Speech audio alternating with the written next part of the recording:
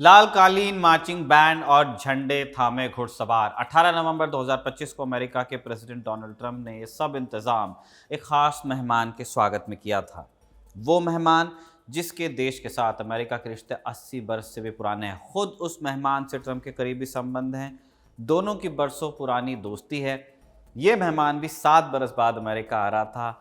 इससे पहले जब ट्रंप पहली बार राष्ट्रपति थे, तब यह मेहमान यूएस गया था। आप समझ गए होंगे, हम बात कर रहे हैं एमबीएस के, सऊदी अरब के क्राउन प्रिंस मोहम्मद बिन सलमान।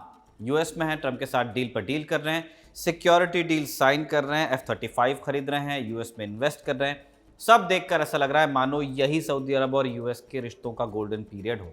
दोनों देशों के पक्के होते रिश्तों की एक वजह ट्रंप और एमबीएस की दोस्ती भी है ही। जब दो हेड्स ऑफ स्टेट की दोस्ती गहरी होती है तो सकारात्मक असर कई बार पड़ जाता है। फिर ट्रंप और एमबीएस की दोस्ती तो अलग ही है। आप खुद देखिए, 2016 में जब पहली बार ट्रंप चुनाव जीतकर अमेरिका के राष्ट्रपति बन गए थे, उससे पहले से एमबीएस के दोस्त हैं वो। इसलिए जब वो राष्ट्रपति बन गए तो अपनी पहली विदेश यात्रा के लिए सऊदी अरब को उन्होंने चुना, फिर वहां से इजराइल गए। फिर ट्रंप 2024 वाला चुनाव जीते। अब अमेरिका में आमतौर पर राष्ट्रपति अपनी पहली यात्रा में कनाडा जाता है, मैक्सिको जाता है, पड़ोसी देश जो मित्रवत संबंध जाओ, या यूरोप। मिडिल ईस्ट की यात्रा कोई नहीं करता। 2025 में जब ट्रंप ने शपथ ली, तब सबके मन में सवाल था कि वो कहाँ की यात्रा करेंगे, क्योंकि जिस देश की पहली यात्रा होती है उसे एक सिंबल के तौर पर देखा जाता है कि आने वाले समय में या कम से कम इस कार्यकाल में इन दोनों देशों के संबंध अच्छे रहेंगे, अनलेस कोई अनहोनी ही हो जाए। अब 2025 में क्या था, गजा वाली जंग चल रही थी। ट्रंप इजराइल के पक्के समर्थक थे और नेतन्याहू के दोस्त भी, कम से कम कहा तो यही जाता है। लोगों को लगा कि वो इजराइल चले जाएंगे, लेकिन उन्होंने फिर एक बार सऊदी अरब को चुना, जिससे ये एकदम साफ हो गया कि ट्रंप के इस कार्यकाल में भी यूएस और एमबीएस का देश यानी सऊदी अरब के रिश्ते का जो भविष्य है वो उज्जवल ही रहेगा। इसका सबूत 18 नवंबर 2025 को दिख भी गया। ट्रंप ने जिस गर्मजोशी से एमबीएस का स्वागत किया, एक राजा की तरह, ऐसा स्वागत हर किसी को नहीं मिलता है। फिर एमबीएस ने भी कोई कसर नहीं छोड़ी। $600 बिलियन के जिस इन्वेस्टमेंट की उन्होंने पहले घोषणा की थी, उसमें $400 बिलियन का और इजाफा कर दिया, $1 ट्रिलियन हो गया। F-35 की खरीद की बात भी पक्की कर ली। खैर, अरबों के इन्वेस्टमेंट, फाइटर जेट्स की खरीद के अलावा Abraham accord, security deal, nuclear deal जैसे मुद्दों पर भी बात हुई, जो हम आगे डिस्कस करेंगे। लेकिन सबसे मजेदार पल वो रहा जब एमबीएस से जमाल खशोगी की हत्या से जुड़ा सवाल पूछ लिया गया। मजेदार इन अ ट्रैजिक सेंस में कह रहा हूं। ट्रंप इस पर नाराज हुए, फिर इस सवाल को इतना हल्का बना दिया मानो कुछ हुआ ही ना हो। आप खुद सुन लीजिए। As far as this gentleman is concerned, he's done a phenomenal job. You're mentioning somebody that was extremely controversial. A lot of people didn't like that gentleman that you're talking about. Whether you like him or didn't like him, things happen. But he knew nothing about it. And we can leave it at that. You don't have to embarrass our guest by asking a question like that. Trump कह रहे हैं कि ऐसी चीजें तो हो जाती हैं, क्राउन प्रिंस को पता नहीं था।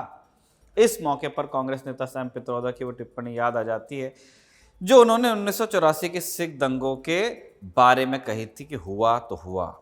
एमबीएस के इस बचाव के पीछे सिर्फ ट्रंप का बिहेवियर नहीं था। ट्रंप एक नया मिडल ईस्ट बनाने का ख्वाब भी देख रहे हैं, जिसमें एमबीएस उनके सबसे पक्के खिलाड़ी होंगे। वो उसे न्यू मिडल ईस्ट के केंद्र में रखना चाहते हैं, इसलिए ट्रंप उन पर इतना प्यार दिखा रहे हैं। तो आज के शो में हम आपको इस मुलाकात की हाइलाइट्स बताएंगे, टेक अवे बताएंगे और समझेंगे कि इस मुलाकात का हासिल दोनों देशों के लिए क्या रहा, हमारे लिए क्या रह सकता है। नमस्कार, स्वीकार कीजिए निखिल का। आप खबर गांव का डेली इंटरनेशनल बुलेटिन राजदूत देख रहे हैं।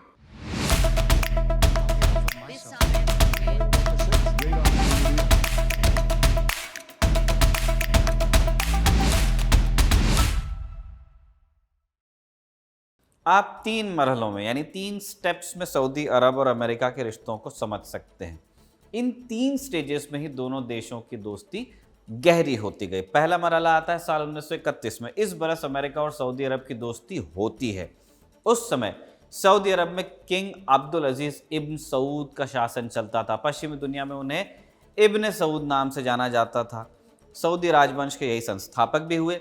इब्न सऊद यहाँ के राजा हुए, सऊदी अरब के, और अमेरिका में उस समय राष्ट्रपति होते थे हर्बर्ट हूवर।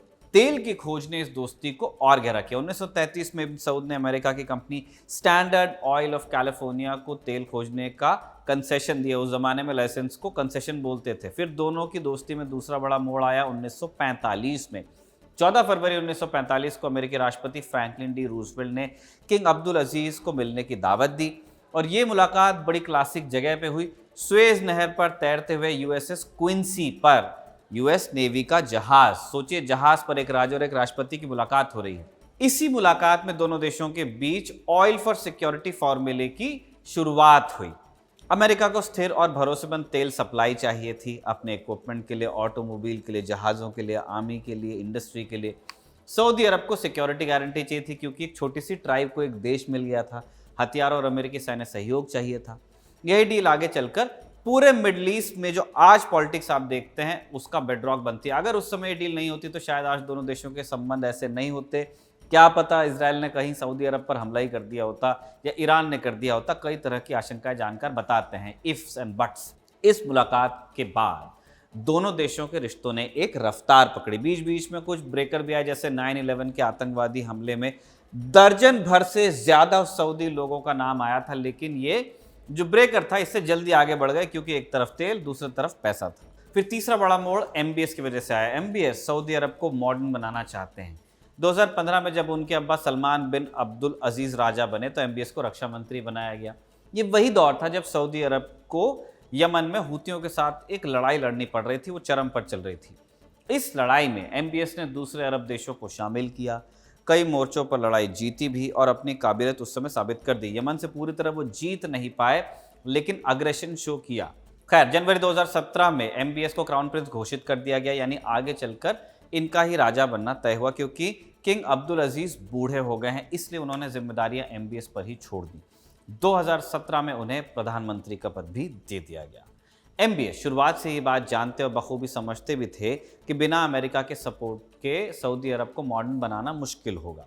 उनके पास मजबूत सेना नहीं थी, ऊपर से मिडल ईस्ट में जिहादी तंजीमों का खतरा बढ़ रहा था, आतंकवादी संगठन, ईरान का खतरा तो था ही, फिर ऊपर से मॉडर्न सऊदी अरब के लिए टेक्नोलॉजी चाहिए, नया इंफ्रास्ट्रक्चर, ये सब यूएस से लेना इनको एक रास्ता लगा। इसलिए उन्होंने ये दोस्ती जारी रखी, बल्कि उससे गहरा भी किया। कैसे? 2015 में जो यमन में लड़ाई लड़ी गई उसमें यूएस की मदद ली गई। 2016 में विजन 2030 लॉन्च किया। अमेरिका की बड़ी कंपनी जैसे Google, Apple, JP Morgan, Goldman सैक्स, डिज्नी, लॉकहीड को बड़े कॉन्ट्रैक्ट्स दिए, ऑफर्स दिए। इसके बाद अमेरिका ने एमबीएस को एक मॉडर्नाइजर की तरह देखना शुरू कर दिया। 2017 में ट्रंप अपनी पहली विदेश यात्रा में सऊदी अरब गए, जैसे हमने शुरू में बताया। 2020 में ट्रंप अब्राहम अकॉर्ड लेकर आए। सऊदी अरब ने खुद साइन नहीं किए, लेकिन एमबीएस ने प्रेशराइज किया यूएई को और बहरीन को, खुद भी समझौते में शामिल होने का प्लान बनाया। बहरीन और यूएई शामिल हो गए, सऊदी का बचा है। ट्रंप नया मिडल ईस्ट बनाने में एमबीएस का साथ चाहते हैं, जिसे वो नया कहते हैं उनकी भाषा में। एमबीएस भी अमेरिका से तकनीक और सुरक्षा का वादा मांग रहे हैं, इसलिए दोनों की दोस्ती गहरी हो रही है। इसमें से किसी एक को कम या ज़्यादा आप नहीं कह सकते। खास तौर पर ट्रंप के रहते हुए ये बात नहीं कही जा सकती, क्योंकि आप जानते हैं ट्रंप ट्रांजैक्शनल हैं, पूरा नफ़ा नुकसान देखकर ही दोस्ती या दुश्मनी करते हैं। इंडिया से बेहतर ये कौन जानता है। उनके दौर में ही भारत और अमेरिका की दोस्ती को इतना बड़ा डेंट पड़ा है। हम पर 50% टैरिफ लगा है, कुछ जगह से छूट मिलने की अब खबर भी आ रही है। रूस से तेल सस्ता हमने खरीद लिया तो हमें बंद करना पड़ा, बड़ा नुकसान उठाना पड़ा। जबकि भारत और अमेरिका की भी बरसों से पक्की दोस्ती चल रही है। प्रधानमंत्री हमारे भी ट्रंप के दोस्त हैं, फिर भी ट्रंप ने ढील नहीं दी। 13 मई 2025 को ट्रंप सऊदी अरब पहुंचे। उस समय सऊदी अरब ने $600 बिलियन के निवेश की घोषणा की थी यूएस में। ट्रंप पर बड़ा प्रेशर है कि वो इन्वेस्टमेंट यूएस में लाएं, तो उन्होंने अपने दोस्त से कहलवाया कि मैं $600 बिलियन,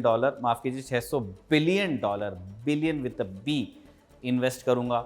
फिर वो यूएई और कतर से भी खरबों डॉलर के इन्वेस्टमेंट लेकर चले गए, जिसकी वाहवाही उन्होंने खूब की थी खुद ही। उस समय ही बात पक्की हो गई थी कि एमबीएस भी जल्दी यूएस जाएंगे, और यही दौरा 18 नवंबर को हो गया। ओवल ऑफिस में दोनों नेता बैठे थे। सऊदी अरब की तरफ से दूसरे अधिकारी बैठे थे, अमेरिका की तरफ से विदेश मंत्री मार्को रूबियो और उपराष्ट्रपति जेडी वांस भी मौजूद थे। मीडिया भी था। फिर तारीफों के पुल बनने लगे। पहले ट्रंप ने एमबीएस के पिता सलमान बिन अब्दुल अजीज अल सऊद की तारीफ की, फिर एमबीएस की तारीफ की, फिर अपनी तारीफ की, और सोचिए इसके बाद क्या हुआ, बाइडन की बुराई। कहा कि बाइडन ने 4 साल में $1 ट्रिलियन का इन्वेस्टमेंट लाया, बस मैं 1 साल के अंदर $21 ट्रिलियन लेकर आ गया हूं। जब बाइडन सऊदी अरब पहुंचे थे तब उन्होंने एमबीएस से हाथ नहीं मिलाया, कोने से कोने टकराने का काम किया। तो इस तरह की बातें ट्रंप करते हैं कि हाथ भी नहीं मिलाया। अब सीन क्या था, पूरी बात हम बताते हैं। जब बाइडन सऊदी अरब गए थे तब कोविड चल रहा था, खैर खत्म उसका हुआ नहीं था। बाइडेन सभी नेताओं से उसी तरह से मिल रहे थे, फिस्ट बम्प करते थे, हाथ सीधे नहीं मिलाते थे। खैर, बुराई, चुगली, तारीफ के बाद कुछ काम की बातें भी हुई। 5 बिंदुओं में आपको टेक अवे हम बता देते हैं। पहला, अब्राहम अकॉर्ड। एक पत्रकार ने एमबीएस से सवाल पूछा कि क्या सऊदी अरब अब्राहम अकॉर्ड में शामिल होगा। एमबीएस के बोलने से पहले ट्रंप ने कह दिया कि भाई हम तो यही चाहते हैं और उनसे ऐसा करने को कह भी रहे हैं। फिर एमबीएस ने कहा कि हम भी यही चाहते हैं, अब्राहम अकॉर्ड्स का हिस्सा बना, लेकिन हमारा मानना यह है कि 2 स्टेट सोल्यूशन से विवाद सुलझे, क्योंकि अभी संकेत ये हैं कि सब नेतन्याहू ही खा जाएंगे। 2 स्टेट सोल्यूशन चाहते हैं एमबीएस भी।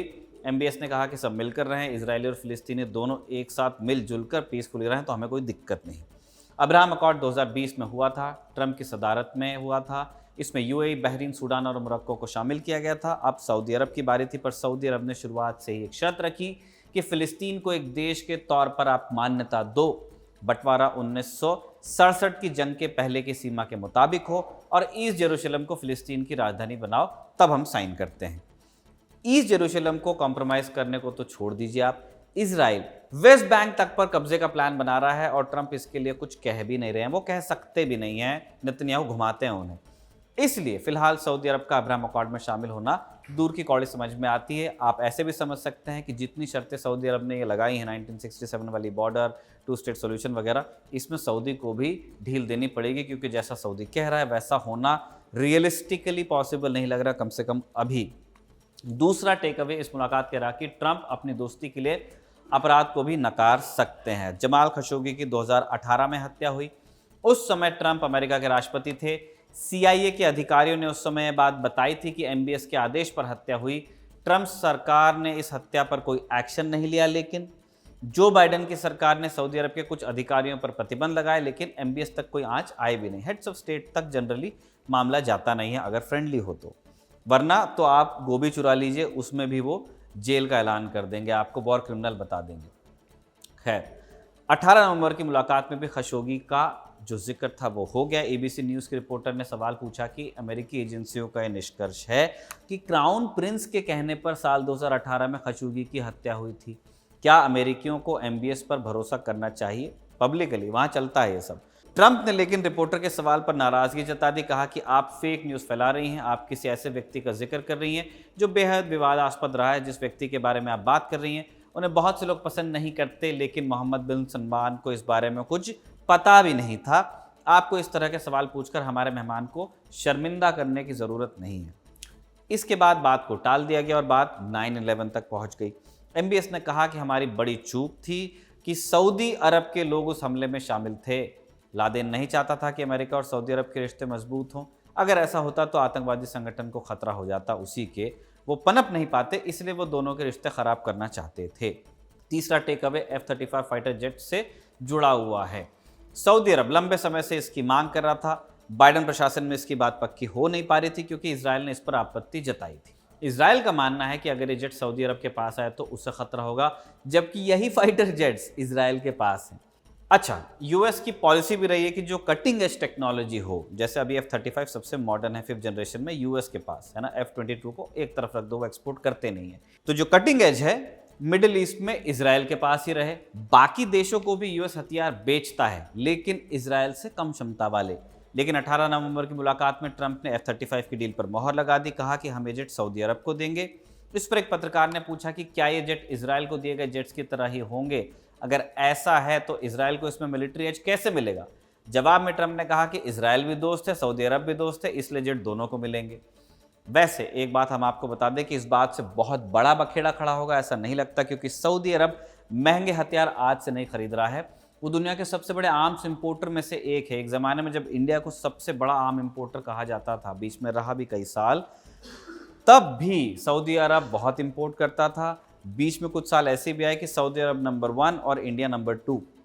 2024-25 में सऊदी अरब ने $135 बिलियन अपनी फौज पर खर्च किए।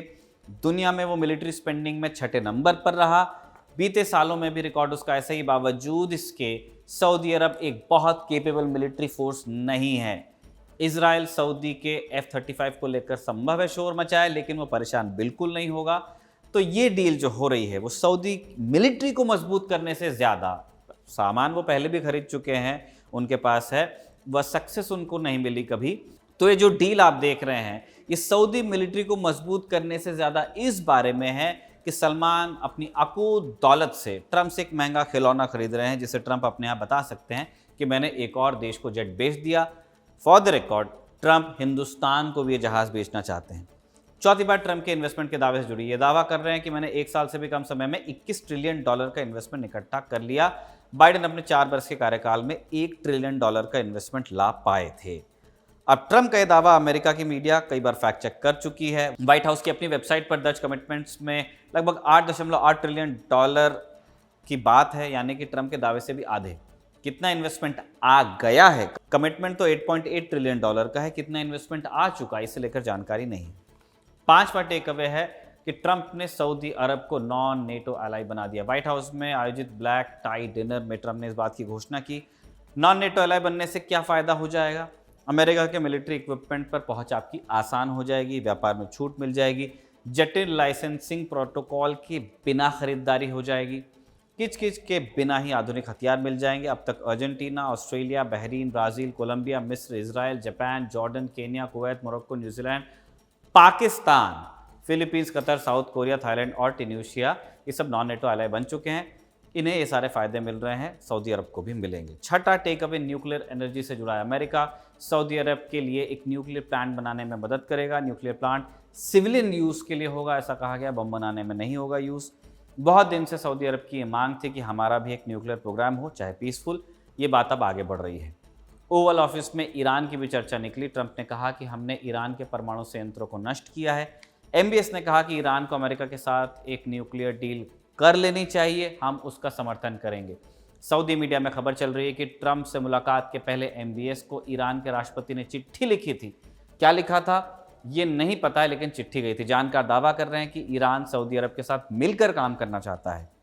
उसने कुछ हफ्तों पहले सऊदी अरब को ये ऑफर भी दिया था कि ईरान के साथ मिलकर आप न्यूक्लियर प्लांट बनाइए, लेकिन सऊदी अरब ने इसमें कुछ खास इंटरेस्ट नहीं दिखाया, उनको US टेक्नोलॉजी मिल जाएगी।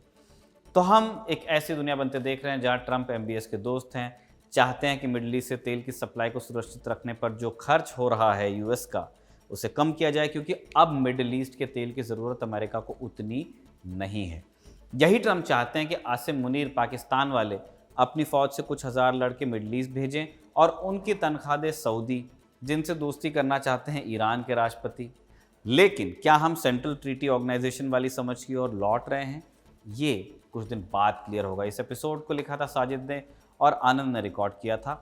राजदूत के अगले एपिसोड में आपसे मुलाकात होगी, ऐसी कामना के साथ लेते हैं विदा। आप देखते रहिए खबरगांव।